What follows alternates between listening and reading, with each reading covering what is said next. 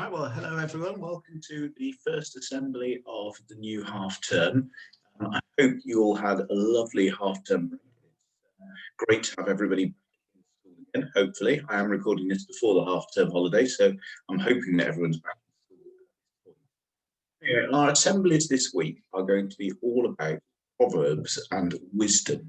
And the reason we're doing this is because this book, Bible, contains a book in it called the Book of Proverbs. Just about see it there. And it's a book that was written with all sorts of ideas about ways that we could live our lives, sayings and things that we could follow and change our lives. I'm going to turn my phone sound off. Getting annoying. There we go. Hopefully that won't go off again now during the assembly. Now, Proverbs are basically a way of helping us to be wise. And I wonder if any of you can think of anything you've done that is wise. I mean, for example, at the moment, we know that we're going through difficult times at the moment, and it is wise for us to wear a face covering, for example, when we are in busier places. It's wise for us to keep social distance from people. It's wise for us to wash our hands thoroughly at the moment and to sanitize whenever we can.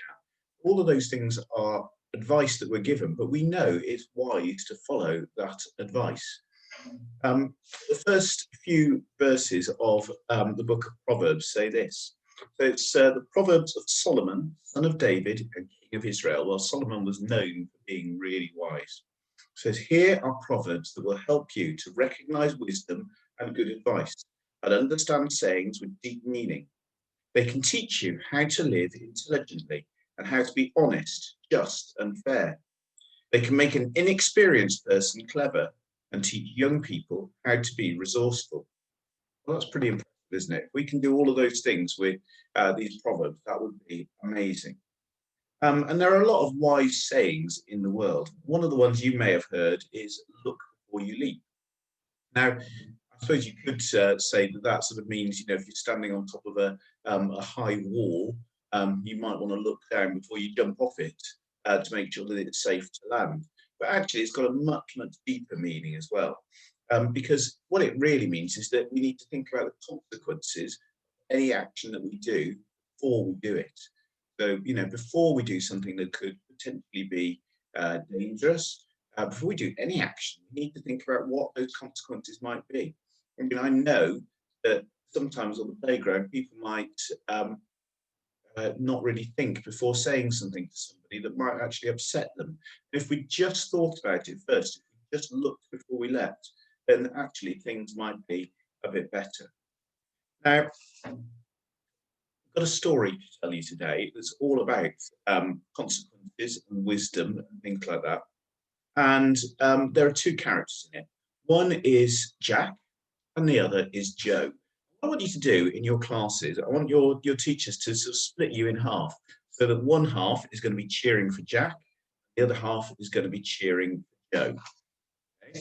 So make that decision in your classes, and we'll have some cheering going on during the assembly as we go, as I tell the story. So here we go. Make a decision who you're going to be cheering for. Whenever you hear their name, I want you to cheer for that person. So once there were two men. Their names were Jack and Joe. Jack was very clever. Joe wasn't. Jack passed every exam with top marks and was good at everything. Joe wasn't. Jack had loads of money. Joe didn't. One day, both men decided to build a house. Now, Jack was so clever that he thought he knew everything there was to know about building. So he got to work straight away. Joe didn't. He realized that he didn't know much about building a house, so he asked some of his friends who were builders what he needed to do. After he'd found out lots of information, he started building. So both men worked hard for a long time, and eventually they finished their houses. By this time, it was winter. And one night there was a huge storm. The rain poured down and the wind blew fiercely, and both houses got a bashing. Both of them were made from good materials, and they were both about the same size, but only one fell down. It was Jack's that fell down. Why? Because he built it on a swamp by mistake. He hadn't looked at the land, and he hadn't built any foundations.